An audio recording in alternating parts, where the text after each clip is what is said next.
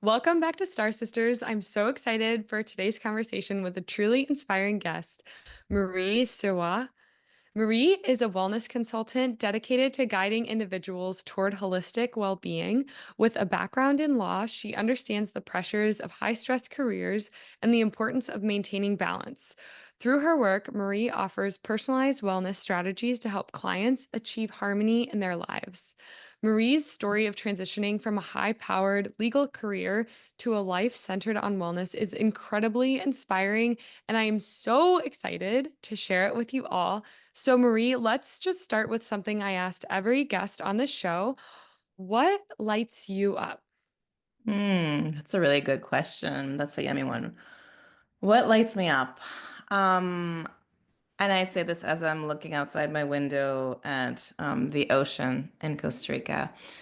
That's the big part of what lights me up, being at one in nature, but I'm not one for winter. And I grew up in Canada. So for me, being in the ocean, being in the heat, I don't know. There's something magical about it for me. I really feel like it fuels my soul. Like I feel grounded, calm, and any sort of anxiety I may have during the day, if I put my feet in the ocean, it washes away. So it sounds very, very cliche, but the ocean does wash away a lot of my troubles. I feel calm and grounded just hearing you describe that. hmm Yeah. Oh, And that's something that we try. Intentionally change the course of our lives to do this and to be able to do this. So we try to at least once a day put our feet in the ocean. And I know that's not something that's attainable for all, but that was like our thing. Like our goal was to do this. So we are very intentional about making it a priority in our lives. speaking of, not everyone gets to do this and not everyone gets to live in Costa Rica. And you mentioned you live in Canada before. And I'd love to dive into your story a little bit of where you were and what led you from Canada, to Costa Rica. Yeah. Um, I'll make the long story short because I won't start with like the beginning of my career. So I was a lawyer for 15 years and I grew up always thinking I was going to be a lawyer. That was like my life's purpose, my life's work. And I do love a lot of aspects of it. I love helping people. I love solving problems. I love being challenged. I love pushing myself. So all those things were great. I held different jobs throughout my career. I tried a bit of everything. I'm not too committed to one position. So I worked at a not-for-profit. I worked in medium firms. I worked in big law. I worked for the government, always trying to find like my thing. And what happened is that I went from big law to the government, and I thought that would be a step down in the amount of level of work. And I worked for the government in the procurement arm. So that means that we were buying stuff. So before 2020, I was buying like military equipment or chairs for the offices for like the whole government. So all that was super interesting, but also very much 9 to 5. I was able to keep a list of the things going, and I felt like I had somewhat of a harmony between my work life and my professional life. And that worked well until the events of 2020 made it so that I was in the government department that was in charge of buying everything for the pandemic and like absolutely everything. So I went from working 9 to 5 to working 7 days a week, 10 to 12-hour days.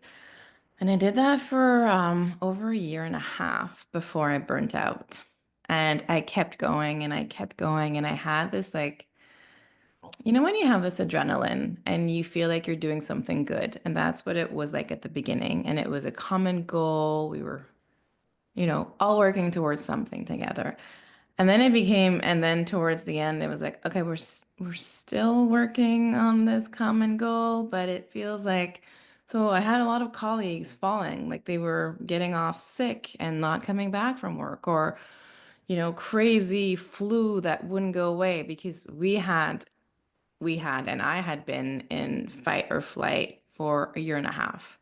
Like my work phone was always with me, like literally always with me. I remember one night, Friday night, I had no work. One of our COVID purchases had been a sauna in the basement. So it was winter time. I had my glass of wine. I was walking down the stairs with my husband, and my phone rings. And my husband's like, don't answer it. Don't, Marie, don't answer it. And I remember, like, I distinctly remember this moment saying, I can't not answer. Like, in my brain, in my mind, I didn't have tools not to answer phone that, like, like, I knew it was ringing. It's not like I left it somewhere. No, I knew it was ringing in my hand. So I took it. And it was my boss saying, this is super urgent. Some minister needs this now, and your colleague who's in charge of this file, we can't find him. So it wasn't even my file. It was this colleague who, at the time, I was so mad at him. And now I'm like, he was doing it right. Like, he was the one who got it right. So they couldn't find him. So I worked till like 1 or 2 that Friday, and I worked the rest of the weekend. And then come Monday, it was like back to regular schedule, right? And that was like 6 months before my burnout. But I just remember that being like, I think this guy's doing something wrong or something right. I'm not sure yet, but I was very jealous. Then a few months later, as more colleagues were going away, either leaving the department or going on sick leave, I remember distinctively my boss saying to me, like, you need to take this other file. There's another one. And I'm like, I don't have capacity. I can't. Like, I don't sleep. And he's like, yeah, you're the only one who can do it. Like, I know I can take on more than others, but at some point, it's going to happen to me too. Don't worry, it won't. So a few months later, I was having a coffee chat with my friend and just bawling. Like it became like I had insomnia. I was reading really complex contracts, but I had to reread the same paragraph like 7 times because I'd lose my train of thought to like, I don't know what, like that time of depression and burnout is really scary, especially because my work was my brain. Like I have no, like, like I'm not a surgeon. I don't do anything with my hands. Like it's all my brain, and it wasn't working. And so my best friend, I was just crying and saying, like, I can't make this, like, I can't do this life anymore. And she's like, Marie, are you okay? Like, do you want me to call 911? And I'm like, don't worry, it's not that life. I can't do like this work life. Like this work life is driving me crazy. So we figured out a plan, and I spoke to my doctor, and my doctor was so kind, and he's like, "You're crazy, Marie," because he knew about like my insomnia problems and all that anxiety, and he's saying, I'm a doctor working in the pandemic, but I'm on call and then I'm not on call. I work and then I don't work. You've been working throughout, and it hasn't been healthy. So yeah, so I was put on leave for a whole year, so like in chunks of like 2 months that I kept having to extend. And so I really had to fight at that part to not try to be okay even though I wasn't. Like not try to be a people pleaser and be like, I think I'm okay to go back to work. But not really, right? But I was really lucky in that I had insurance, long-term disability insurance, as most lawyers have to have because we're one of the highest professions with long-term disability. Doctors and dentists are some of the other ones too. So I was there. Yeah, I was a year. I went back to work after I changed a lot. I did a lot of therapy, a lot of soul searching, realized that the reason why I clashed so much is because I didn't see my kids. We were in the same house, we were in lockdown, and my husband was the one carrying like the household, the mental load for the kids. I was just doing work. Like I was just doing work, and it didn't align with me, and I was missing out on great times. So I went back to work, but with the intention that this wasn't going to be forever and that we were going to make big changes. So, and that's like what made brought the all of the other changes. But had I not gone through that burnout, had I not, and I think COVID accelerated my burnout. But had it not happened then, it would have happened eventually, but maybe later on, like maybe in my late 40s, not in my 30s. And then it'd be like, okay, so I basically wasted an extra decade of my life working away before getting to that point where I needed the awakening of like, wow, Marie, this is not the life you want. This is the life you thought you wanted, or you thought society, or this is what you internalized as your goal, but this is not it. So I'm really, really grateful I went through that then. And I think a lot of people went through a lot of stuff in that period. And so grateful for that. Like when I take my morning walks on the beach with the sun like rising, it's just I'm so grateful for that burnout. Yeah. Wow. Oh, I have chills. Like to be so grateful for something so tough, but led you to where you are now in beautiful Costa Rica, like Mhm. living living where a lot of people just vacation. Yeah. I am curious. So how did you decide to leave law rather than maybe just work part-time or switch again because you had mentioned you were working in big law and then you switched to government. So rather than switching to something else, how did you make the decision to completely switch out of law? Yeah, that's a really interesting question. And I live with, a lawyer who still practices full time. So my husband decided to stay in the law. And I think having done so much deep reflection and realizing what is it about the law that I love, there's still some things that I love, and those things are helping people, strategizing, figuring out solutions to problems, coming out with solutions that are not inside the box, and realizing that those things don't mean the law.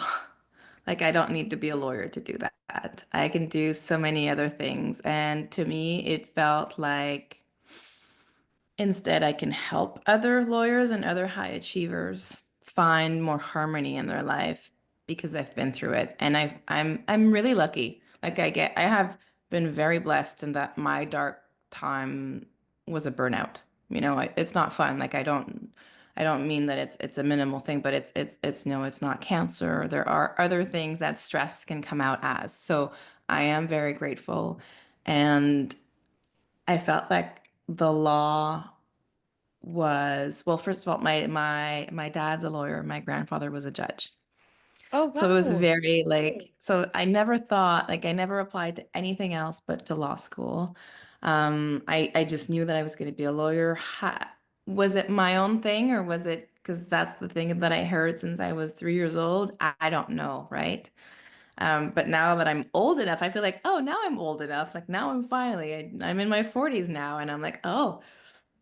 I did it because I love some aspects of it. But not I think, I know I got sucked into working in the corporate world because I had student loans.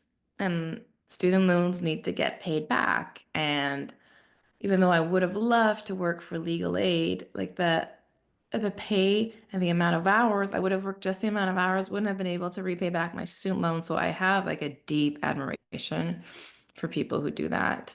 It's also not the type of work that I love. Like I'm not a criminal lawyer or a family law lawyer. That's not what lights me up.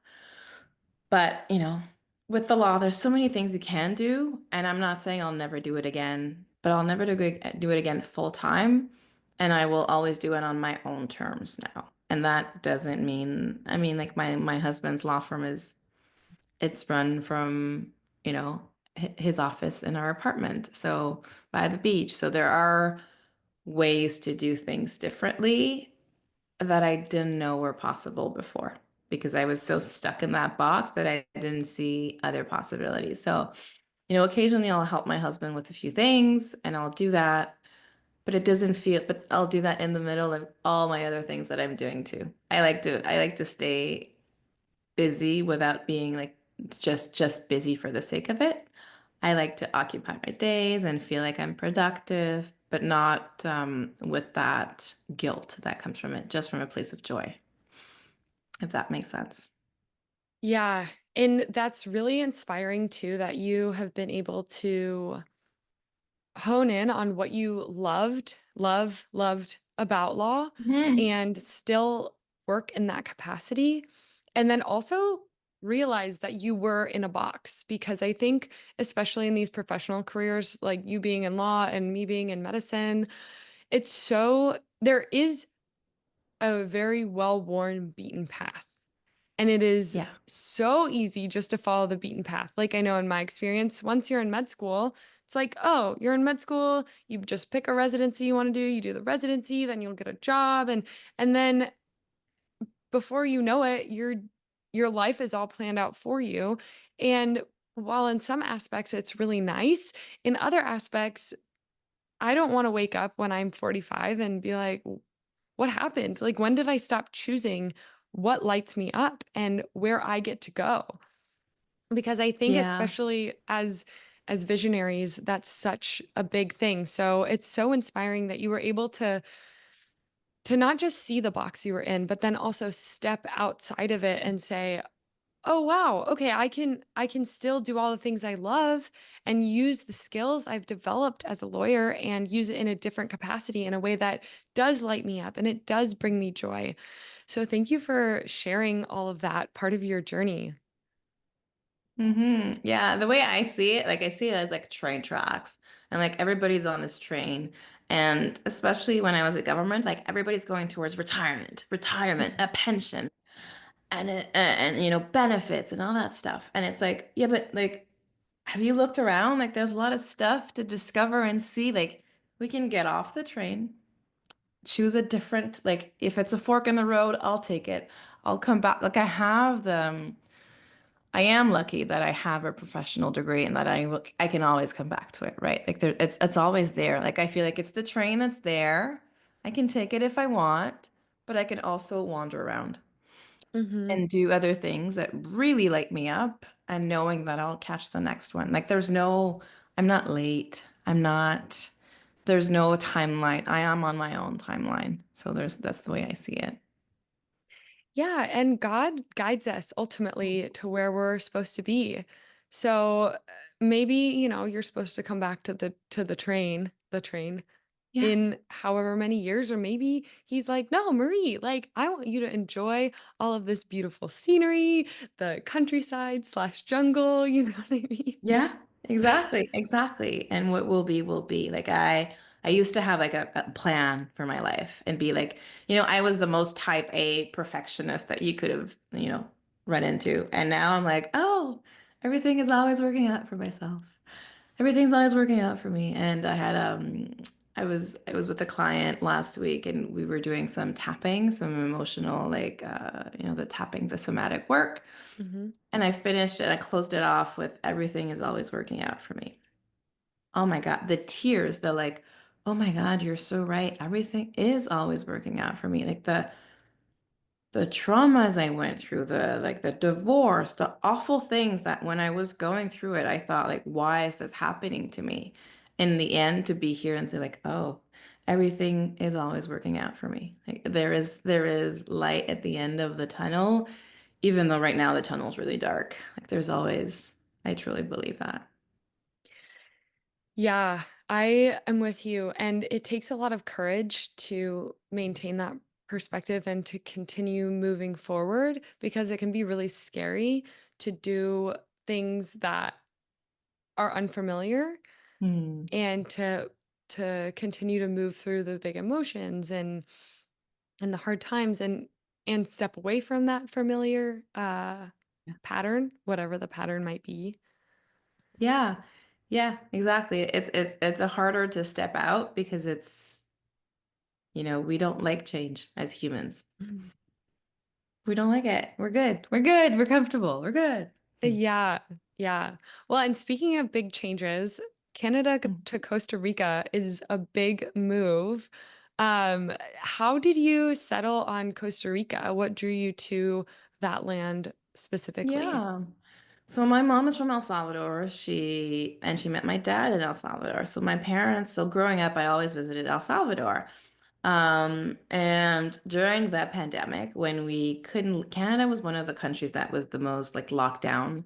Mhm. And the state we were in called Quebec even had curfews. So we were not allowed to leave our house at night. Yeah.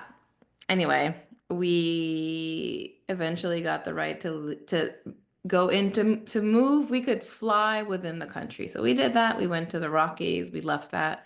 We're like, okay, maybe we could move here. Maybe this would be nice. I don't know what like specifically led to us wanting to move, but I feel like we wanted to change. Like we're ready. And we always been like my husband's the same as me. Like we've never taken like a gap year or we've always been jealous, kind of jealous and like of people who did that or who took like life more like who had it figured out maybe before we did. Um, and then we read an article about a couple with kids who had sold everything and moved to Costa Rica. And that was the article. That was it. We're like, okay. And then the next day we booked tickets to go see what it's all about. We came to Costa Rica the day we landed. And so my kids developed a lot of anxiety, especially my son during COVID. Um, Now, like through all the work that I do now, I understand that a lot of my anxiety was passed on to him, right? I was such an anxious person, and he could really feel it. He is a deep empath, and so he had a lot of issues with homeschool or like online school, whatever it was. Like it just wasn't working out. And when we came the first time just for a visit, like I came to immediately see their level of stress go down. And yes, like some could say, look, that's what a vacation is. But it was very different. We were on the beach, we were good. Normally he startled by loud noises, and then he was like next to a band dancing, like in front of the drums, totally unfazed by the music, and I think the vibe's different. Like the people are different. There's a frequency here. We just felt at home. So that's where we started. We started our plan to figure out how can we make this a reality? What can we do? So we started talking to our employers. Our employers initially said yes, no problem. You can both work remote, no problems. And then it was, yeah, no problem as long as it's 3 months per year. And then for me, it was actually, no, we can't anymore. Changes have changed, and maybe we could hire you as a contractor. And by then, it felt like it was too many struggles for me. So then a year before we moved, or maybe 8 months before we moved, my husband decided to quit his job and launch his law firm. So that was the first thing that we did. That was, a bit like a jumping into nothingness. So after, 15 years of practice, he decided to launch his own firm. While he was doing that, then I became the sole breadwinner of the house, but pretty quickly on, like he was back to where he was before and more. And it's been great ever since because he really had that way of him. Like he set goals, he went for it. And we wanted our kids to see that. We wanted our kids to see that, we hadn't followed this path for a long time and we thought it was the right one. And then we changed our minds. And like it wasn't the end of the world. We're also allowed to change our minds and we're allowed to build cool things. So it evolved into we bought a house and we thought maybe we'll do winters here. And then it evolved into like, no, let's just do the whole thing. Like let's move, let's change schools. The kids are going to learn more Spanish. They have like a basic Spanish, but we wanted them to be really fluent. So we have French, English, and we wanted them to have Spanish as well. And yeah, so we did the big move a year and a half ago. And it was harder at the beginning, just getting settled in. We live in a beach town where it's hard to find some things. I need to drive 1 hour away to get to a Costco and things like that. And I kind of like that too. Mhm. From like instantaneous Amazon Prime, like, and the same day delivery to now having to plan my things in advance and not having things so instantaneous makes it so that we appreciate our things a lot more. And we take care of our toys and our clothes and our things because we can't just replace them. So it's a whole, yeah, it's a whole different way of living our life. It's a slower way. And we really like it. We really like it. Wow. What a transition. And like what a journey too, especially something that especially sticks out to me as someone again in like a very train track Mhm. career and knowing a lot of people in this career is the courage to just change your mind, especially after 15 years in like in a profession where you were really successful and Yeah. you like did good work. And even for your husband to go and establish his own law firm, that takes a lot of courage. And then for you to just fully step away, that takes so much courage. I don't I know of very, very, very few doctors who do something like that or who would do something like that. And so I'm curious about how did you practice courage during that transition time? How did you practice leaning into the uncertainty and the fear of the unknown? Because we're all humans. We all have similar fears that come up. And so I guess, yeah, how did you navigate that time in your life? Yeah. First of all, I want to thank you for saying that, we have courage. That's something as a recovering, workaholic and type A, I struggle with acknowledging my wins and celebrating the small wins. As for your question, how did we navigate like the fear and the uncertainty? I think we're both people, and this comes from our background too, that once we've made a decision, like that's it. And it always comes back to everything is always working out for me. So Mm, whatever my plan was, if it's going sideways, it's because something better is coming my way. Always having that thought that something this had to happen.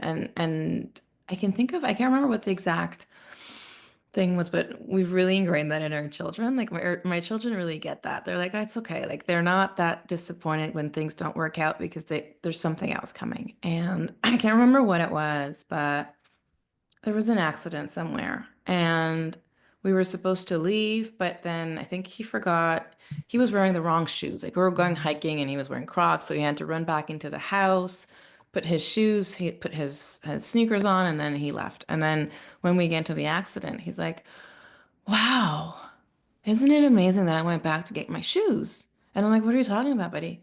He's like, "This happened 2 minutes ago. Had I not gone back to put my shoes on, it could have been us."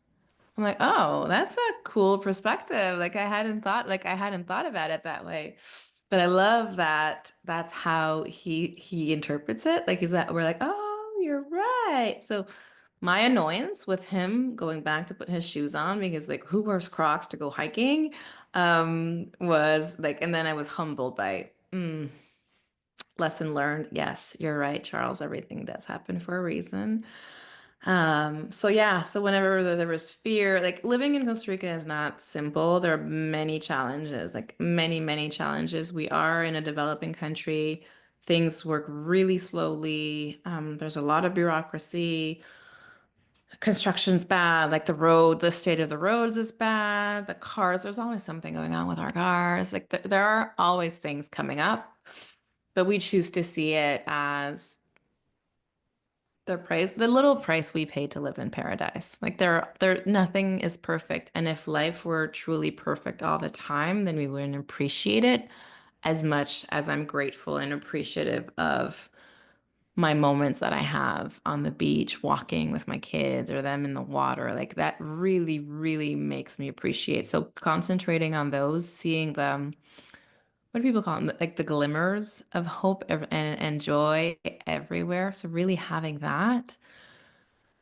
And knowing that, I mean, I made the decision, but the how isn't really mine. Like we're doing it, how it's gonna happen, like it will all it will all figure itself out. And I think it's a muscle that you work. I think it's not something that you can just like snap. It's a muscle that you keep reinforcing. And the more, like a muscle, the more you work it, the stronger it gets.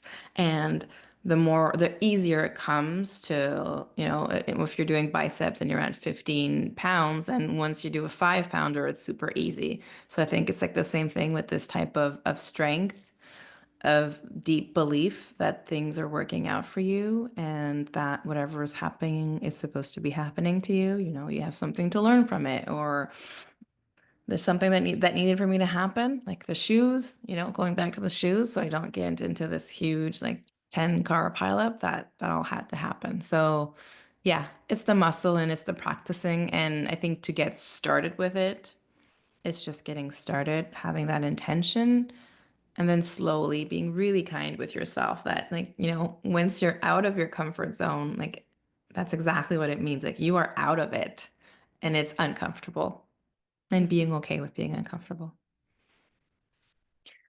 Oh, wow. What beautiful advice. Especially I love the part about it being a muscle that we have to exercise Mhm. and work because I think it can be so easy to feel discouraged when things don't work out initially or when we're like, okay, I'm going to go into my day thinking that things are going to work out for me. And then something happens and it's like, oh, things didn't work out for me.